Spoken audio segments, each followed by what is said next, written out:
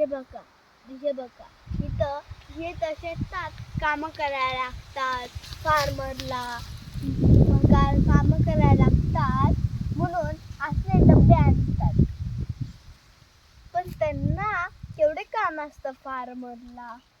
म्हणजे हे बघा पाण्याचा ग्लास, डब्बा. ते बघा तिथं झाकले ना, तिथं पाण्याचं हे माठ आहे.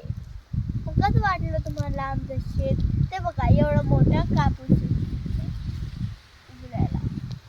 आणि तिथं हे बघा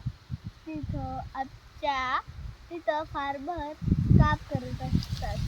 म्हणून मी थकलो होतो म्हणून मला खूप घाम आला म्हणून मी इथं बसलो.